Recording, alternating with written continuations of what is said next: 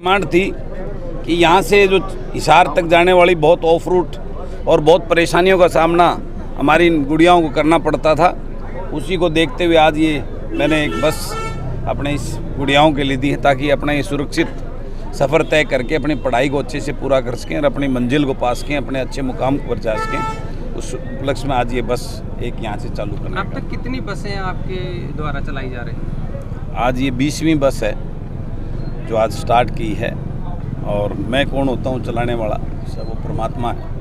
परमात्मा की कृपा से मेरा एक प्रयास है इस समाज में एक संदेश देने का कि जब तक समाज के प्रबुद्धजन लोग, समाज के राजनीतिक दल वो जन सेवा की सोच लेकर लोगों के बीच में नहीं आएंगे, तब तक ये सुधार कैसे होगा।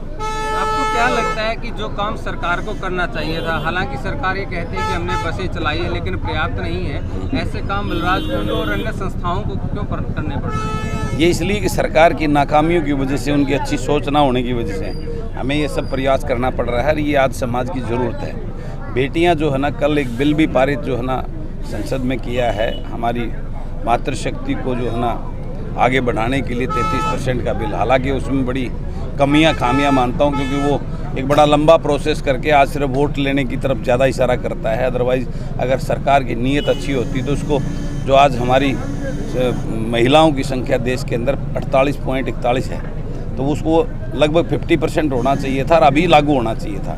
लेकिन चलो एनीवे, जो करके लोग उसको समझेंगे। जो भी हुआ वो एक अच्छा संदेश है, मैं मानता हूँ नारी शक्ति के लिए।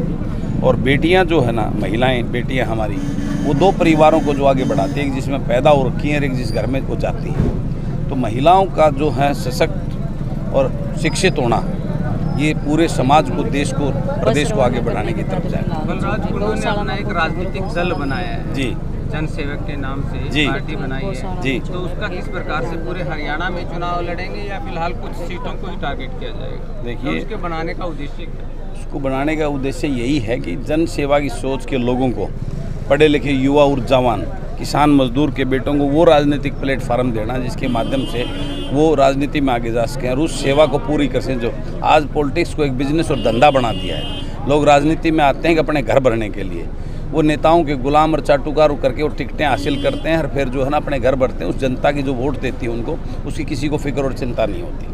बीजेपी का कहना है कि भूपेंद्र सिंह हुड्डा के इशारे पर पार्टी बनाई गई है, वहीं कांग्रेसी कहते हैं कि बीजेपी का सहयोगी दल है। देखिए, मेरे को यही समझ में नहीं आती। पहले तो ये लोग डिसाइड तो करें कि मैंने भूपेंद्र सिंह हुड्डा के कहने से बनाई है या भी उसका सहयोगी दल हूँ। लोग वो इस बात को तो करें। ये लोगों को तकलीफ होगी है, क्योंकि मैं जिस प्रकार का संदेश आज समाज में मेरे द्वारा दिया जा रहा है कि आज की लूट और झूठ की दुकानों को बंद करके जिस तंत्र को आज ये स्थापित कर रहे हैं, उससे जो है ना प्रदेश का हर वर्ग जो पीड़ित और परेशान है।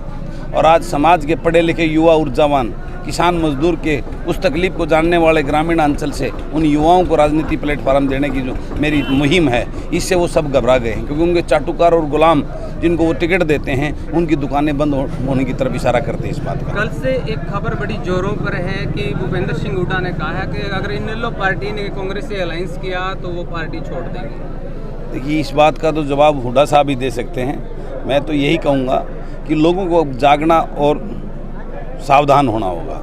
ये इनके जो लूट और झूठ की राजघरानों की राजनीति, ये दुकानें बंद करके अपने बेटों को, बेटा बेटी को राजनीति में आगे बढ़ाना होगा, तभी जो है ना प्रदेश आगे बढ़ सकता है। पीछे एक सवाल अधूरा रह गया कि आपका जो राजनीतिक दल है, जी, 90 की 90 सीटों पे चुनाव लड़ेगा, कुछ सीटों को टारगेट किया? देखिए, मैं अच्छे ईमानदार लोगों को, जितने अगर मुझे 10 मिलेंगे तो 10 पे लड़ाऊंगा, 50 मिलेंगे तो 50 पे लड़ाऊंगा, 80 मिलेंगे तो 80 पे लड़ाऊंगा और 90 मिले तो 90 पे लड़ाऊंगा। जी। अभी बीजेपी द्वारा एक महिला 33% रिजर्वेशन का बिल लाया गया है, लेकिन इसमें ये कहा गया है कि 2026 में लागू होगा। ये महज एक वोट लेने का वो मानता हूँ मैं। अगर भाजपा सरकार की नीयत साफ होती तो ये इसको अभी से लागू करने का काम करती।